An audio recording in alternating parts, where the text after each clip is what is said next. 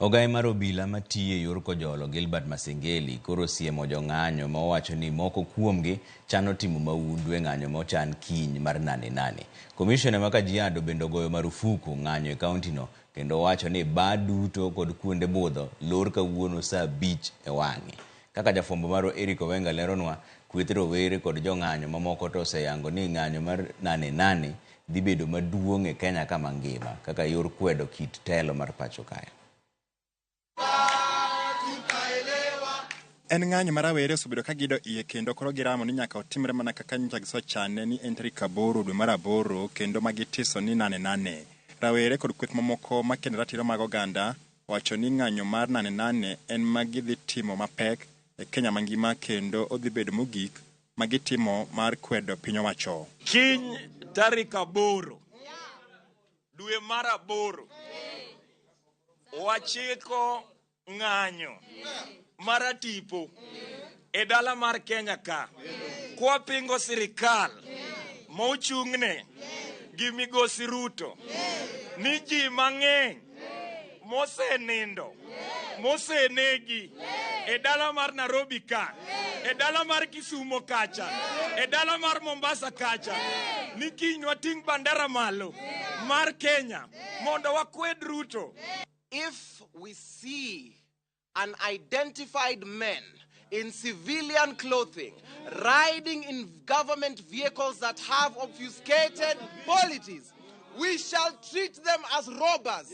We shall treat them as thieves. Kwa hivyo kesho tutokelezeni, kesho tarehe 8 mwezi wa 8.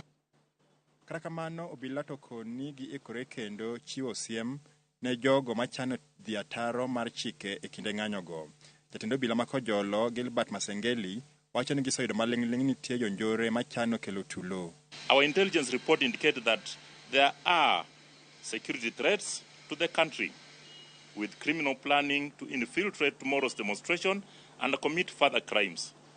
In anticipation, we have ensured adequate deployment of security personnel. However, members of public are advised to take extra caution while in crowded areas. Good morning. Jotelo mag ODM e kaunti ma Nairobi bende owuok oko ka kwayo jolos ng'anyo mondo were kod chenro makamano kendo chiw thuolo jatend piny William Ruto mar tich bang' timo lokruok moko ma yande jopiny dwaro. Watoto wanaumia, vijana wanaumia, wazee wanaumia, wamama vile vile wanaumia.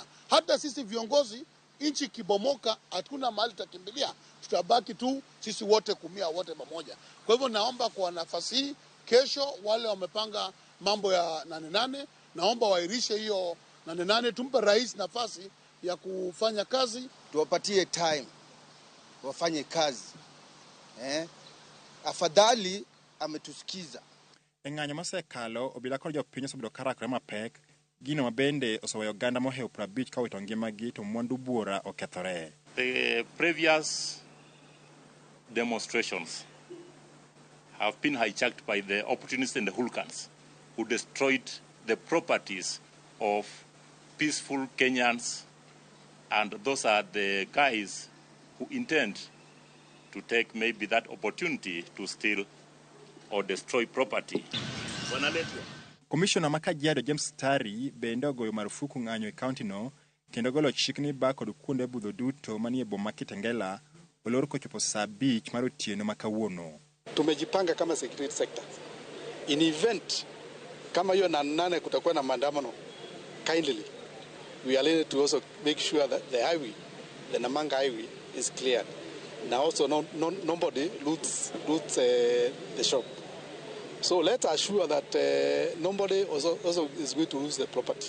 Letu sio kupinga maandamano, letu ni kulinda Kitengela yetu, Kajiado yetu na taifa letu la Kenya. Yorok mapek koro wiye limbe mokalo e kindo bila kod jong'anyo dichi makiny seche ma jatend obila mathuru ka Gilbert Masengeli koro ramo ne ok bi yie mondo jonjore odonjre e chenro mar ng'anyo no.